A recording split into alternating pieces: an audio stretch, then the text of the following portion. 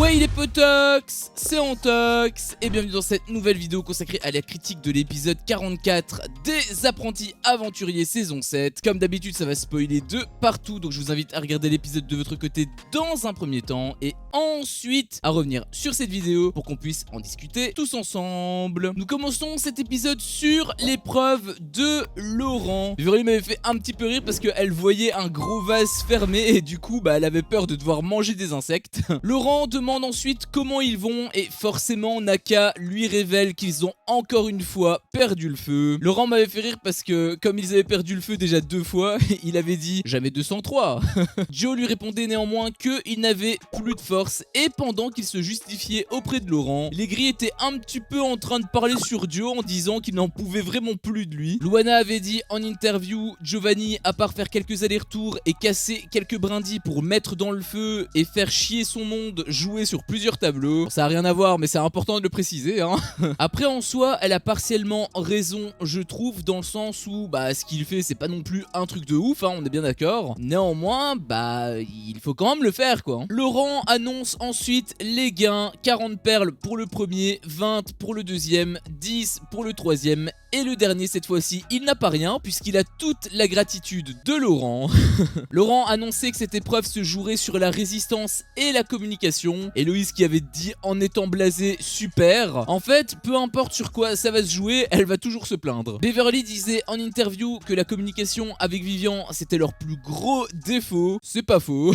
Et le jeu est le suivant. Tu as une planche avec au bout un vase et derrière un élastique relié à une machine. Le but est simple, les binômes seront attachés avec l'élastique ensemble. Les femmes vont devoir tenir en équilibre la planche pendant que l'homme les soutienne et les protège également des tensions de l'élastique. Tu l'as compris, le dernier binôme à tenir le vase en équilibre gagne cette épreuve. Les candidats donc se positionnent et le jeu peut enfin commencer. Cass culpabilisé en interview par rapport à la protection et au fait qu'elle perde du coup confiance en elle. Elle est pas dans les meilleures conditions. Gab m'avait fait hurler de rire car il avait dit en interview ok on a de la résistance mais Luana elle fait 3,2 kg donc Héloïse qui avait dit pour se motiver j'imagine qu'à la place du vase c'est ma fille, jamais je vais lâcher. Tous les moyens sont bons pour se motiver. Après bien évidemment il y aura une limite physique. Cass avait une position un petit peu bizarre j'avais trouvé, elle se posait en fait sur la planche, elle utilisait le poids de son corps en réalité. J'ai l'impression que c'était pas très équilibré pour les autres parce que tout le monde ne faisait pas ça. Mais bon Laurent n'a rien dit et après peut-être que ça tapait sur les abdos. Les élastiques se tirent et les mecs commencent à être en difficulté. Cass disait en interview que sa position l'empêchait de bouger. C'est un peu aussi le problème, d'autant plus que si elle se fait tirer derrière par l'élastique ça peut être vraiment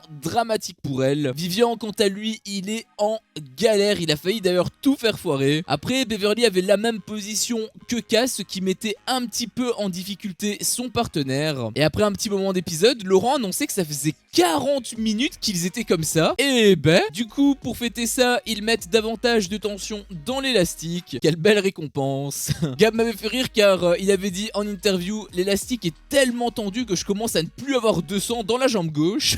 Joe de son côté se plaignait de son genou. Il avait dit en interview j'ai l'impression qu'à tout moment il peut sortir de ma jambe. J'espère pas pour lui car c'est fin de carrière et au-delà de ça il aura plusieurs mois de rééducation. Beverly qui était vraiment en difficulté également à cause du fait que Vivian était éloignée d'elle. Elle tenait même le vase avec sa tête, on voyait la planche pencher dangereusement. C'est vraiment très mal parti pour eux. Après les roses étaient aussi en difficulté, les seuls qui étaient bien réellement c'était les gris et les marrons, étonnamment. Gab qui avait dit à l'oreille de Luana en voyant les autres galérer je te promets on a 90 perles. C'est bien parti. Par contre Luana avait répondu non on finit premier, elle est vraiment compétitrice, j'aime cette mentalité. Oh c'est la femme de ma vie. Mais Gab ensuite il a répondu oui c'est ce que je dis 90. Non du coup parce que ça leur en fera 120 donc parce que s'ils ont que 90 ça veut dire qu'ils finissent que troisième. Elle dit premier, donc premier ils ont déjà 80 perles, 80 plus 40 ça fait des chocs à pic. Après là de toute façon ils sont bien partis pour finir au moins dans les 2 premiers. Et puis Laurent annonce une nouvelle difficulté, les mecs ne peuvent plus tenir la planche et là ça peut vraiment changer pas mal la donne pour les gris et les marrons. Après Gab avait pas été bête du tout, j'avais trouvé, car il s'appuyait en fait sur Luana, il tient pas la planche directement, il passe par l'intermédiaire de Luana. J'ai trouvé ça plutôt malin de sa part. Héloïse par contre, elle bougeait pas d'un pouce, hein. Elle en avait vraiment rien à foutre. Elle qui se dit faible, c'est la preuve que c'est faux. Ça fait 50 minutes d'épreuve, Beverly tremblait énormément, elle pleurait limite, elle m'avait fait beaucoup de peine. Après en soi, ça fait quand même 50 minutes qu'ils sont là, ils sont vraiment tous impressionnants, même si elle lâche, je suis pas certain que nous on aurait tenu aussi longtemps. Enfin moi si, parce que je suis un dieu belge, mais bon, c'est moins sexy quand même un dieu belge. Après les roses sont pas forcément bien non plus, Cass aussi était en galère. Laurent ajoute encore de la tension, Beverly tremblait énormément et finalement elle lâche. Les rouges sont donc derniers, Beverly m'avait beaucoup touché car elle avait pleuré. Après j'ai été quand même très content de Vivian car il avait dit que c'était pas grave, il l'avait même encouragé. Ça c'est plutôt surprenant.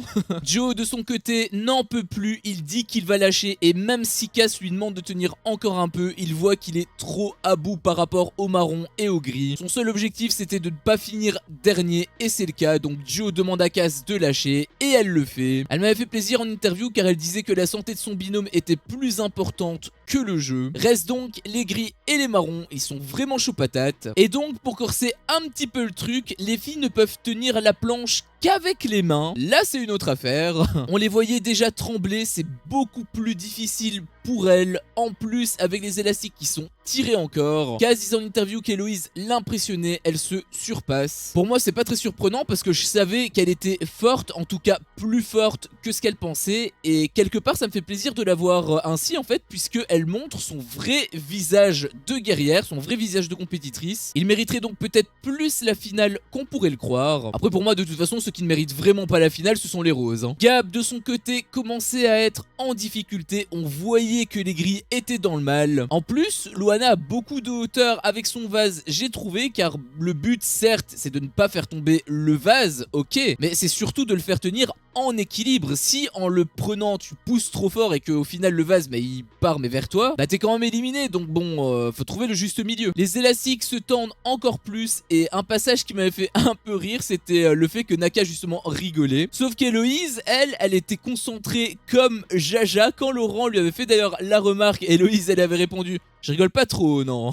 Naka faisait ensuite un petit peu le malin, il disait qu'il volait et tout. Bon par contre Héloïse elle prend beaucoup moins de plaisir, hein. Elle tremblait carrément. Elle disait d'ailleurs un truc très pertinent en interview puisqu'elle disait arrête de fanfaronner et reste focus sur le vase, en parlant bien évidemment de Naka. Et conseil judicieux car après avoir tiré un petit peu plus sur l'élastique, Héloïse a failli faire tomber le vase à cause de Naka, c'était vraiment à deux doigts. Elle a bien rattrapé le coup mais Naka a quand même failli faire une Vivian.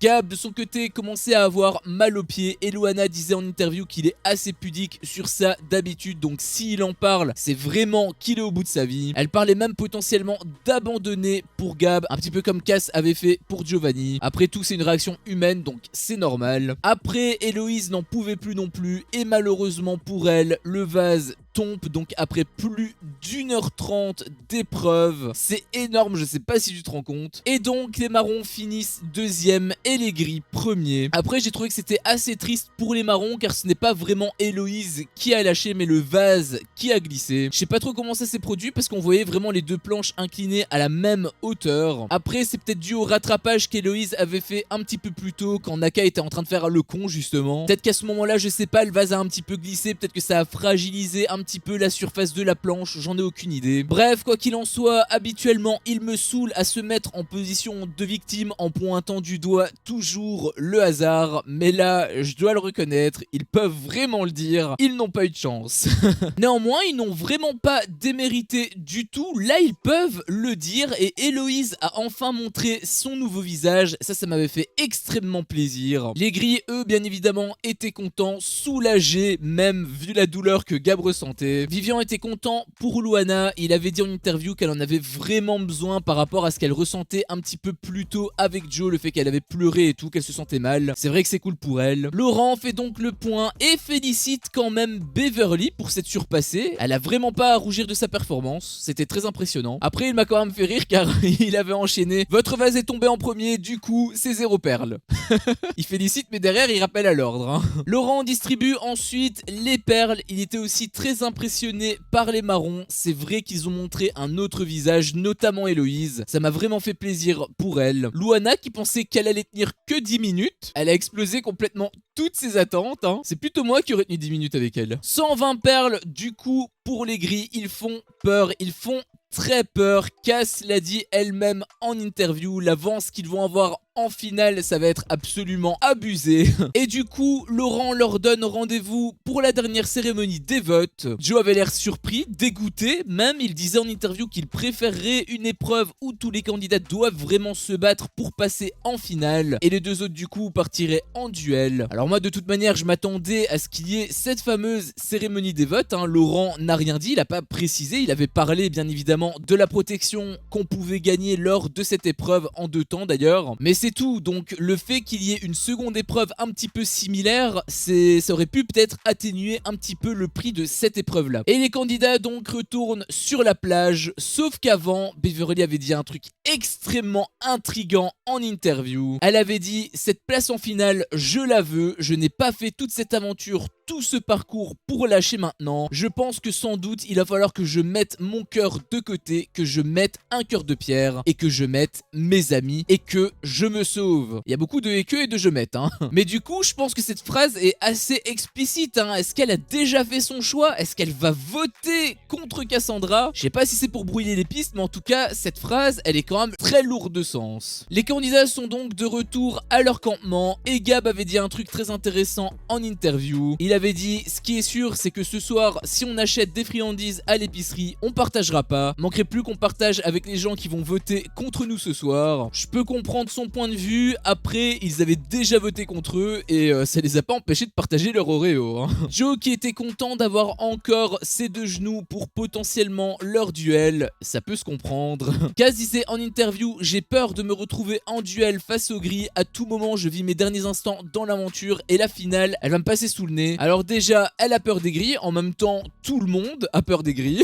Et ensuite, je peux comprendre sa frustration, mais en soi, elle mérite pas, enfin c'est pas que elle, je veux dire c'est les roses pour moi ne méritent vraiment pas la finale parce qu'ils ont, encore une fois je le rappelle, ils ont déjà été éliminés en fait. Leur place ils ne la doivent uniquement que grâce à Mélanie. Là c'est Mélanie là c'est Mélanie et Bastos, là c'est les violets là à leur place. Ensuite les marrons et les roses discutent des votes. Héloïse annonce qu'ils mettront les gris, donc ça c'est sans surprise. Par contre Joe révèle qu'il va sans doute mettre les rouges et casse les gris car elle refuse de voter contre les rouges. Elle va tellement être déçue de Beverly si elle vote contre elle. Joe se plaignait un peu en interview de Kaz d'ailleurs en disant qu'elle était trop dans l'émotionnel. Après, si ça se déroule comme on s'y attend, c'est-à-dire que les marrons votent les gris et les gris et Vivian votent les roses, même si Beverly vote les gris et les roses tous les 2 rouges, ça ferait 3 roses, 3 gris et 2 rouges, donc il partirait quoi qu'il en soit en duel contre les gris. Kaz vient ensuite révéler à Beverly que Joe va les mettre, donc si Vivian veut mettre les roses, ça lui pose aucun problème par rapport à ça. J'ai trouvé très juste et très honnête sur ce coup là. Quelque part ça me fait même un petit peu de peine parce que si Beverly l'a trahi, sachant que en plus ça ne changera absolument rien comme je te l'ai dit plus tôt, Kaz va vraiment tomber de 1000 étages. Après, Vivian mentait en disant qu'il s'en fout, il ne votera pas contre les roses. Il avait même dit je te sauverai.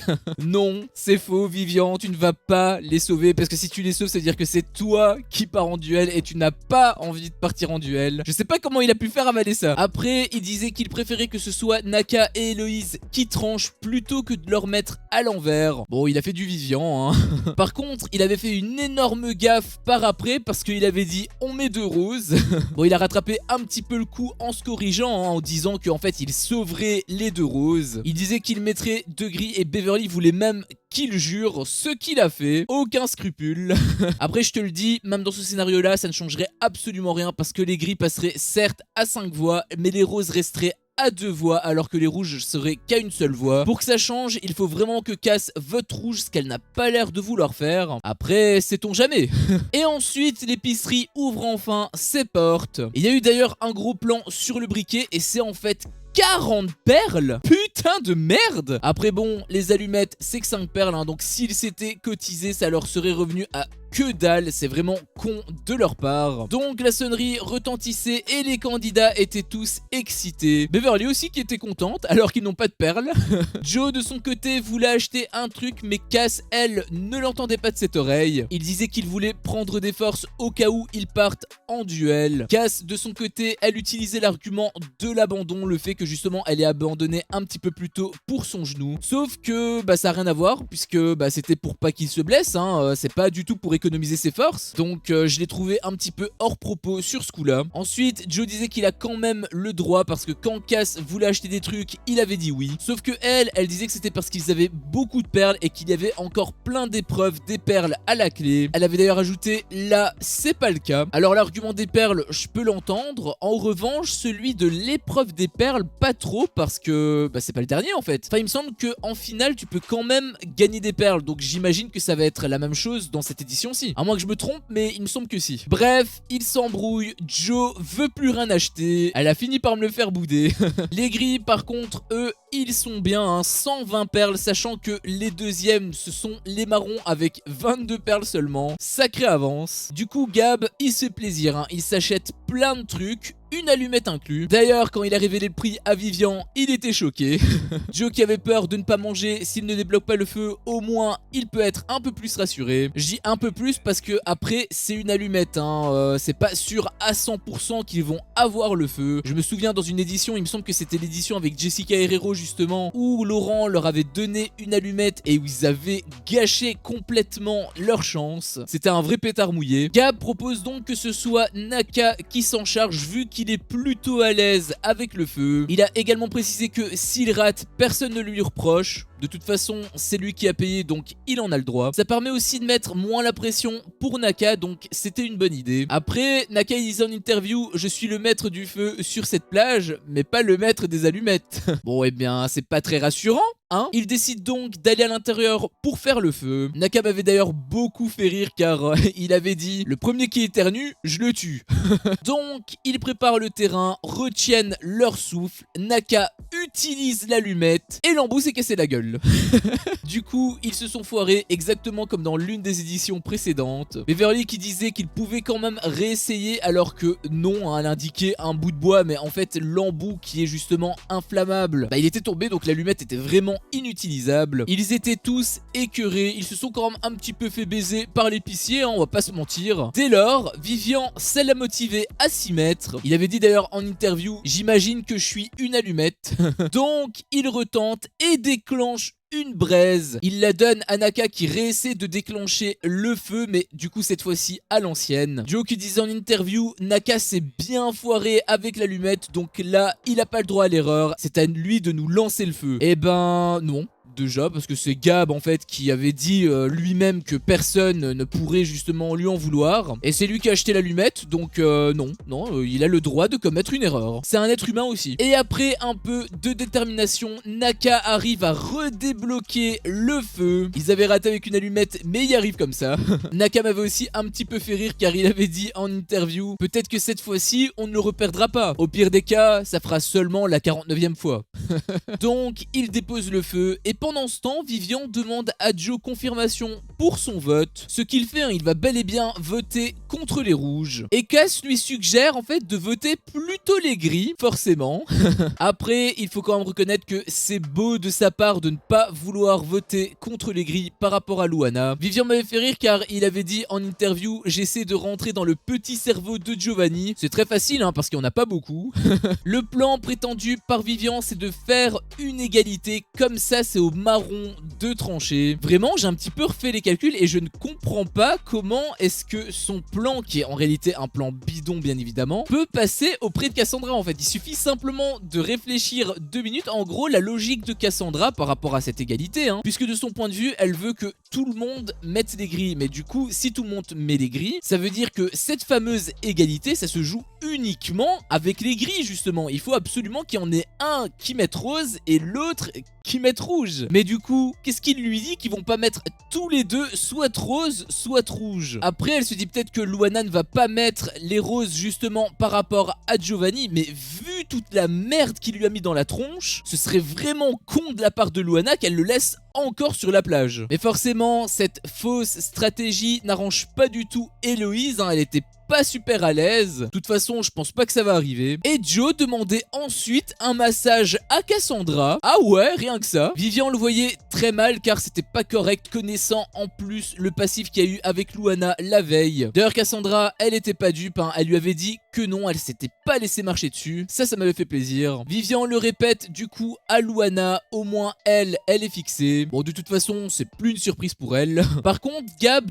doutait encore si Luana va voter rose ou pas par rapport du coup, comme je t'ai dit, à Giovanni. Pour moi, elle doit voter rose parce que sinon déjà ça va être très difficile pour elle d'aller de l'avant. Mais je pense qu'elle va quand même voter rose parce que elle a l'air d'en vouloir vraiment à Giovanni et de toute manière, elle en a le droit. Et aussi parce que si elle ne vote pas contre les roses, ça signifie qu'elle voterait contre Vivian et ça, je trouverais que ce serait vraiment ultra triste quoi. Le mec qui t'a fait du mal, tu le laisses. Par contre, le mec qui essaie justement un petit peu de te sortir de ton petit cocon, tu le remercies comme ça, ce serait vraiment pas cool pour Vivian. Après, Gab, il m'avait fait un petit peu rire car il avait dit en interview: moi, dans tous les cas, je vais mettre les roses. Si je dois aller en duel contre eux, je les sortirai. Si c'est une autre équipe, ce sera la même. Comme ça, c'est dit. Et la cérémonie arrive, donc les candidats se préparent. Vivian qui a déversé juste avant tout son venin au marron et à casse sur Giovanni. Néanmoins, de façon extrêmement pertinente, j'avais trouvé, car il a révélé que Joe lui avait dit qu'il en avait rien à faire de casse. C'était juste pour pas sonner la cloche. Et d'ailleurs, c'est vrai, puisque on l'a vu, ça a été filmé. Je dois reconnaître que Vivian, sur ce coup, il marque un sacré point. J'avais complètement oublié ce passage, hein, pour te dire. À noter qu'il portait une paire de couleurs de basket différentes.